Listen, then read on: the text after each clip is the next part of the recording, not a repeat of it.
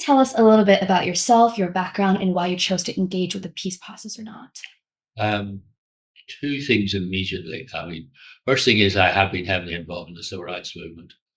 And actually, while I obviously think there was a civil rights case, which I still support, I did feel a certain guilt for the descent into violence. The fact that over 3,000 people should die here, many thousands more be very badly injured for essentially trivial reasons, always upset me. I mean, I did feel a degree of personal responsibility.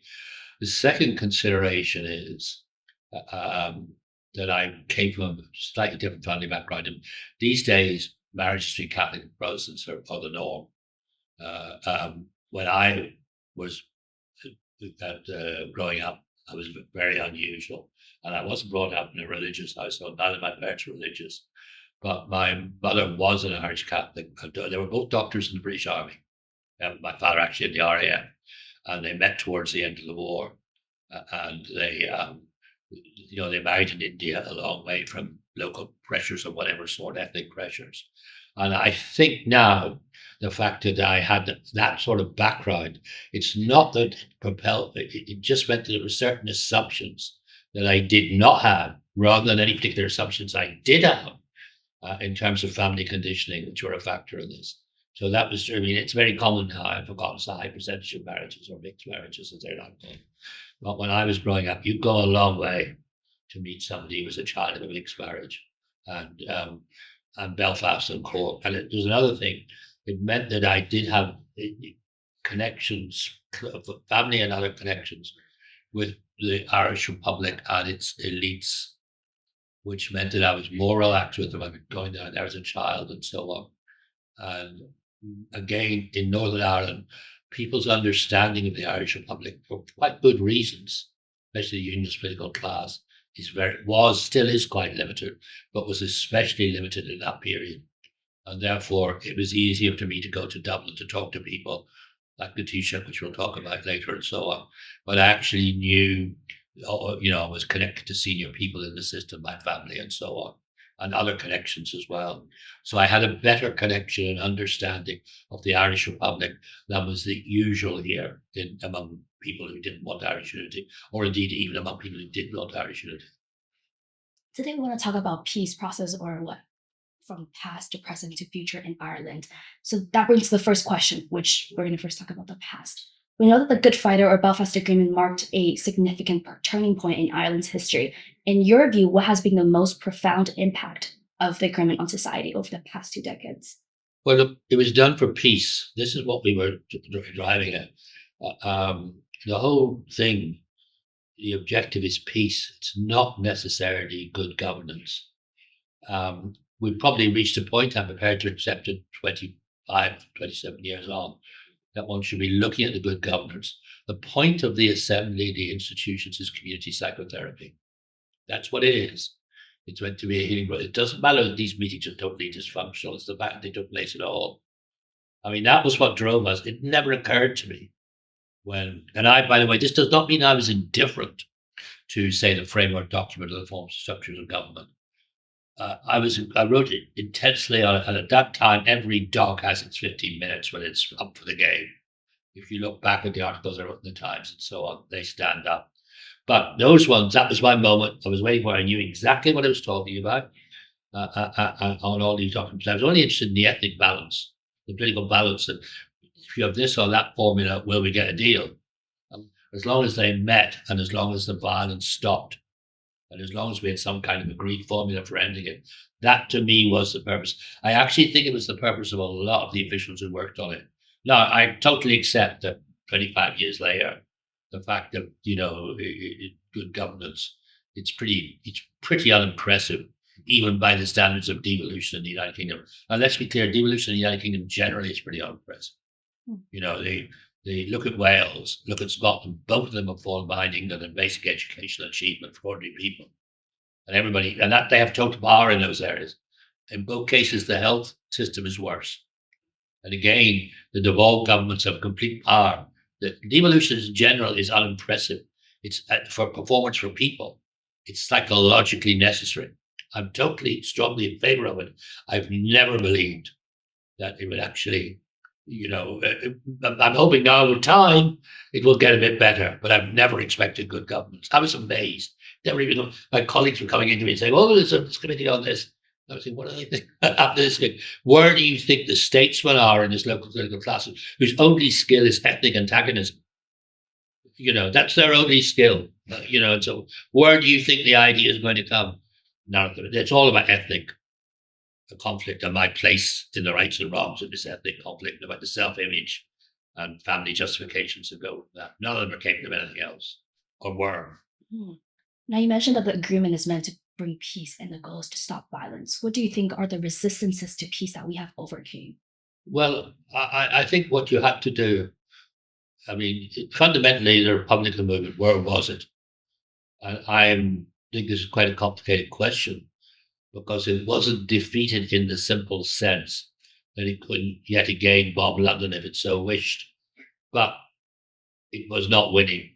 And it is true that this is nasty to talk about, but the intelligence services of the British state had, as far as Belfast IRA is concerned, almost complete control. There's the priest Dennis Bradley, who's heavily involved in these questions, says that from the archives he's seen there were something like 800 agents the state had, which given, that's a lot in a small place. And I've heard people joke that actually there were twice as many, but I mean, whatever he says, that's what he's seen 800. It was very heavily penetrated. So it isn't just it was, of course, it was presented as a generous decision to call for, but in fact, there was pressure on, they were not winning. They could have continued for a period of time. The one area that stood out was Armagh, and that basically has not been put in, and that was how they were able to do the Canary Wharf bomb, because the British state was genuinely surprised by that. But you can't assume that Armagh would subsequently have been penetrated as well. Most of Northern Ireland was erotic. So it was not winning. And so this did, and you get to a certain age, you've been doing I'm old enough to remember when 1974 was declared as the year of victory for the IRA in their paper. So you get all these phrases, this, that. And I'm old enough to remember in the late 80s when the Libyan weaponry came in, Martin McGuinness giving an interview saying to a fortnight, saying we're going to give it a lash and see what they do. And the Libyan weaponry became a kind of, I've talked to Republicans, one of them said to me, actually it became a kind of burden because we had all this stuff, all these armaments of war, because Gaddafi thought this was a regular army. So he armed them on that scale. And they weren't actually a regular army on the side of a regular army.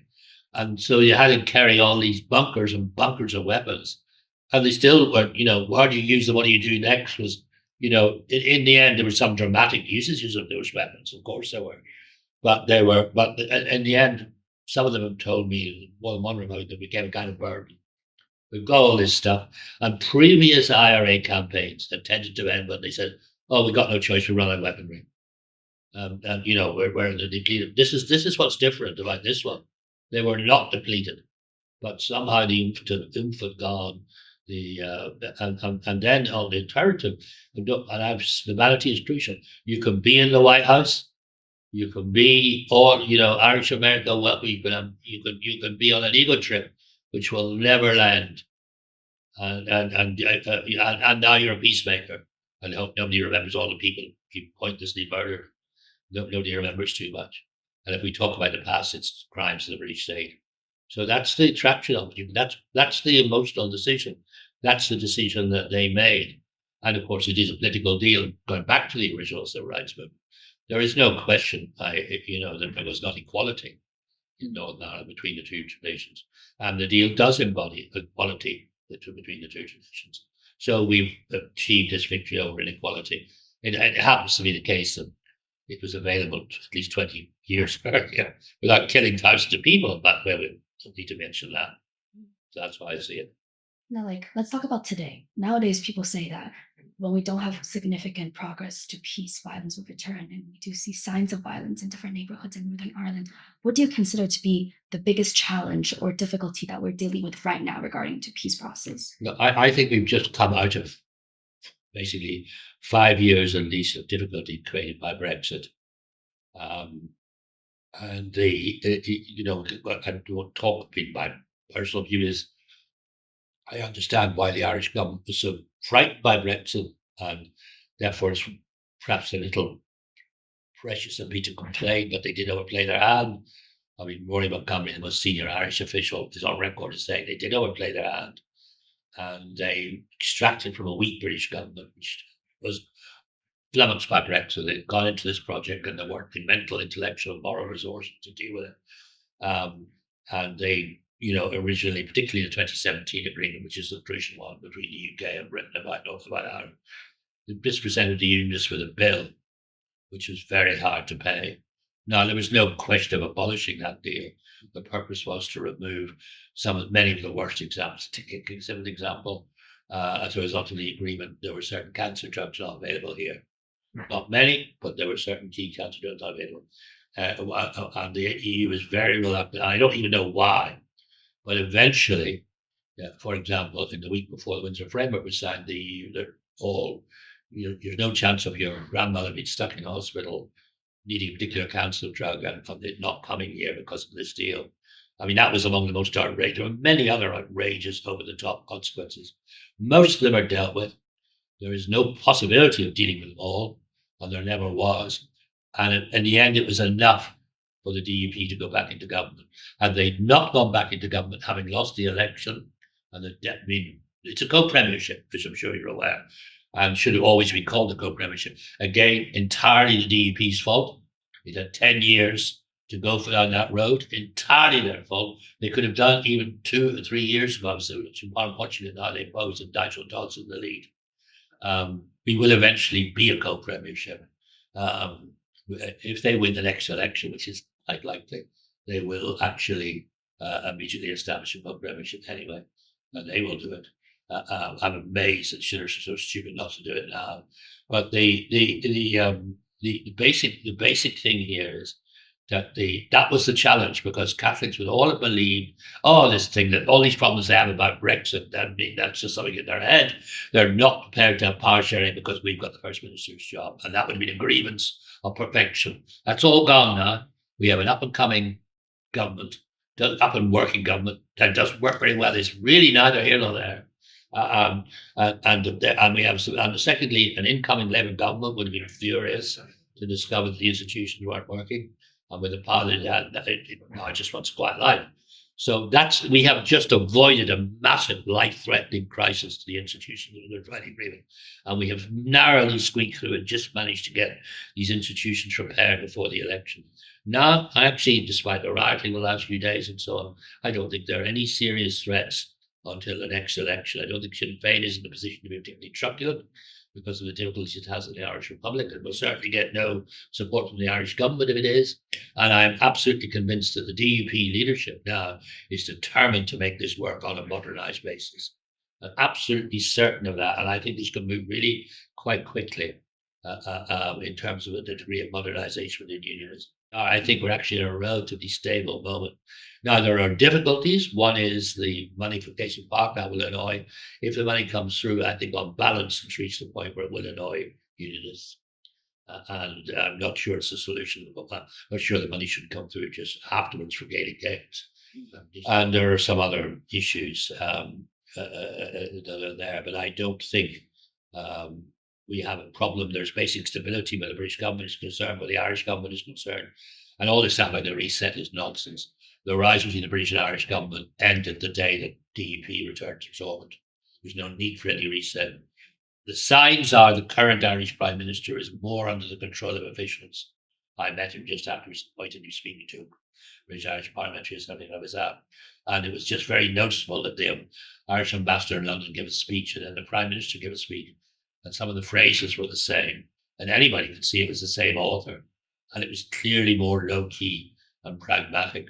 And he's avoiding some of the more extravagant, self-important language of the previous Prime Minister. So that's where we are. We are now more stable.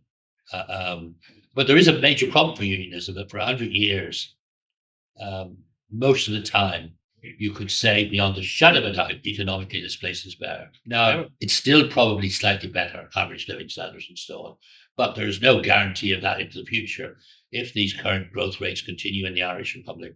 Now, this is how we moved from 2010 to the EU saying to Britain, Ireland's gone bust again. You got pay. Cameron quietly saying, "Well, actually, really rather not. We really can't." They lent 7 billion.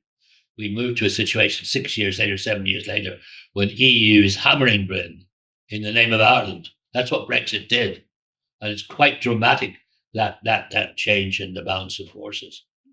Now it's settled down, and one reason why we have the Windsor framework is that the EU decided we had enough on this bother with Britain. They came to the British first and said, "Let's try something else." And there was always going to have to be some compromise. You're never going to get rid of the whole thing. And, in my opinion, given the balance of opinion communities here, well, you couldn't be expected. It's never going to happen. What you could do is remove some of the most offensive and difficult areas from unions. That was actually done. What do you consider to be the next step? What are the vital elements in the future that could facilitate peace process here? Well, I think the recalibration, it requires the unions community to do what, to be fair to the Irish government, has done some surprise. I mean, it pulled itself up by its own bootstraps. The American firms said in 2010, because they had your education system is not very good. The conventional Irish view, well, really, we're wonderful. We get all this money, not because we don't make people pay tax, but because we have a wonderful educational system. That's what I mean by the importance of self-image. The American firms said, actually, it's really not so good training people that we need. And Back O'Keefe, who was then the Minister of Education, bang, God, this is serious. And in 10 years, when you look at it, England has gone up in the PISA test, so has Ireland. So they have done, Ireland has pulled itself up by its own measure. The union, by self-image, and being capable of self-criticism and accepting that some happy dream that they had before, that in a wonderful education was not so good, they had to reform it. And they have to some degree. And so on. So now the lie, which it was up to 2010, that we get all this money because of not paying, corporations don't have to pay tax. It's now actually more true that they actually do have that. We got track because of our better education system. Major improvement in the last 10, 14 years in the educational system of Ireland. And they pulled it, and they did it, and the unionists have to rebalance and recalibrate, pull themselves up to and look realistically at where they are in the world, and what you can do and what you can't do. There's quite a lot they can do, and we're going to see whether they can do it. And there's a strong case we make for the union, which they don't make. And for example, you are still plugged into, in terms of education system, world's top universities. I mean, up to a couple of years ago, Ireland didn't have any universities in the top 200. The UK had like 18 or something, maybe 20, something of that order. In fact, Ireland now does have the university, because when you've got the money, for years, no money. When Ireland was poor, no money was spent on scientific research. When I started my academic career, visited Irish university libraries. They were way behind the average university library in the UK. That's what you have no money, you can't buy the latest book, you can't have the latest scientific research available. A lot of that is going now from Ireland. Ireland will go up. But nonetheless, if your university's been outside the top 200 for a long, long time, you will, there won't be an overnight recovery. But Ireland is going to do better because they are putting more money into the university system. But it's now up to the unionist community. They need to recalibrate because they have not got a grip of what is actually happening. They're always behind the game. They're always, they scraped through this last election was a miracle, with a good enough result to continue, and with a reasonably intelligent leadership in control, which is capable of some degree of adaptation. So I'm relatively optimistic, Richmond, in the sense there's a chance, but there is a possibility that the unionist community loses the capacity to cope with change.